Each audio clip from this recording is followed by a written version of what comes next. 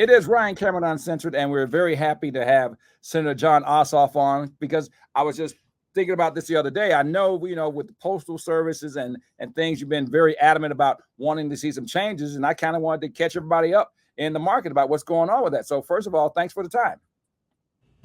Ryan, great to see you, and thank you for having me. And everybody, this is your Senator John Ossoff. You can always reach me at ossoff.senate.gov. And yes, Ryan, I'm still at it, putting pressure on Postmaster General DeJoy and the U.S. Postal Service. Let me begin by saying that postal workers are out there every day working their hearts out to deliver the mail on time. But if they don't have the management and the infrastructure to get the job done, everybody suffers. And this is not just a matter of convenience. This is about whether seniors are receiving their prescriptions in the mail, whether folks are getting court orders, notices to appear, notices of eviction, small businesses getting supplies and getting products to market, ballots arriving on time. So since we had this sudden and overwhelming decline in the quality of postal service here in Georgia earlier this year, I have been demanding and receiving regular updates on their progress fixing it. I've questioned the Postmaster General live under oath in the U.S. Senate, inspected the facilities that they're overhauling. Yesterday, met again personally with the Postmaster General to demand an update and to insist that he continue prioritizing quality mail service for my constituents in Georgia. We've seen some improvement, but it's not where it needs to be yet. So what will it take for you to be satisfied? I mean, I'm sure 100% more effectiveness is a home run, but where will you be like, okay, I see some changes and it's significantly enough where I feel like, okay, maybe I need to power back a little bit? Or is it just going to be until you totally complete that they're above board that you're going to, keep going on this? Well, look, when I first started on this, on-time delivery of first-class mail in Atlanta was at 36%.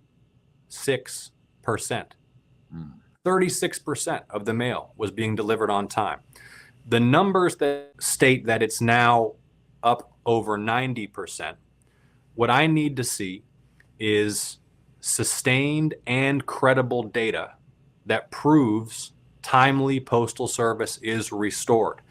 So we're going to look into how they're crunching the numbers, and we're going to insist that the quality of service, the timeliness of delivery remain high over an extended period of time so that Georgians can breathe a sigh of relief that they're not going to miss some essential piece of correspondence.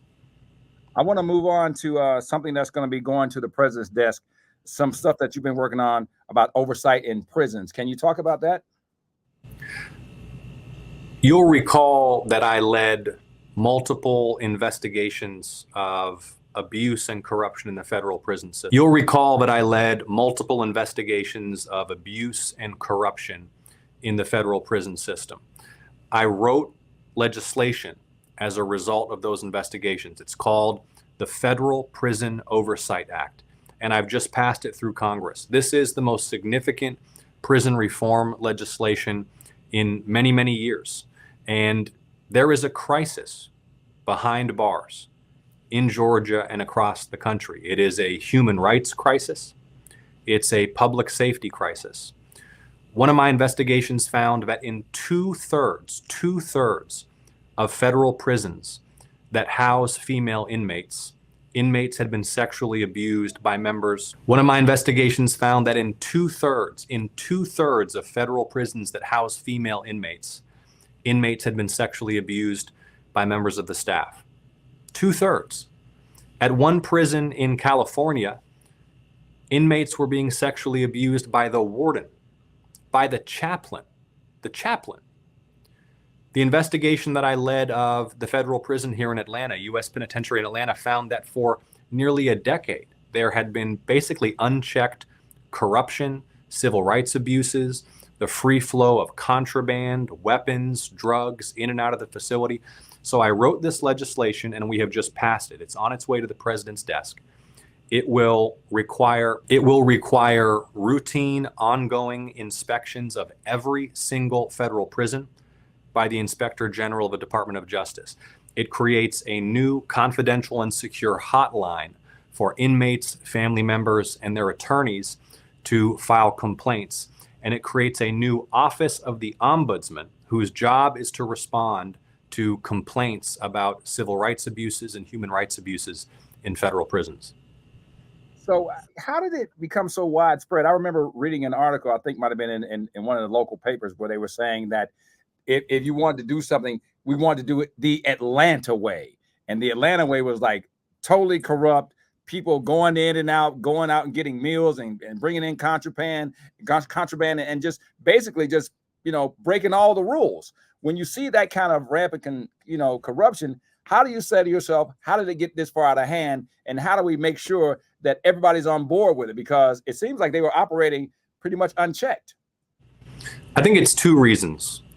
First of all, powerful people generally, elected officials, don't care about incarcerated people. Incarcerated people don't have power. They don't have money. They don't usually have the vote. And so it hasn't been a priority for politicians. It hasn't been a priority for the system. Second thing is that the Federal Bureau of Prisons just became a diseased bureaucracy. Second thing is that the Federal Bureau of Prisons just became a diseased bureaucracy. Mismanaged, little oversight, little accountability, and a culture that has allowed all of this to persist. So what I have done in the last few years is to put real urgency into congressional oversight of federal prisons, an unprecedented intensity and pace of investigations, and now this legislation that I've passed. Well, we are very happy to see that, because, those of us who have unfortunately had people who have, had to go behind bars and serve their debt to society, you would think that they just want to be able to do their time without any, foul play or anything going on. But we've had instances of people losing their lives here in Georgia, and it's kind of been something that's been on everybody's radar. So we appreciate you, going to the forefront and trying to help solve this issue.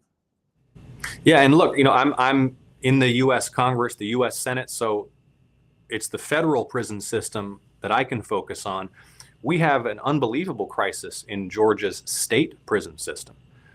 Deaths, murders, corruption, violence, crime.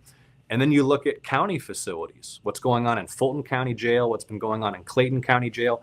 At every level, the human rights crisis behind bars in America is a stain on our nation's conscience. It's unacceptable. And as you pointed out, folks deserve and expect to do their time. As you pointed out, folks deserve to do their time. They do not deserve to be treated like animals, abused, raped. It cannot continue, and I will remain focused on this. Senator John Ossoff, we appreciate the time as always. You always make yourself available, and we appreciate the updates on all the things that you got going on in Congress. Great to talk to you, Ryan. And when anybody needs me again, it's ossoff.senate.gov.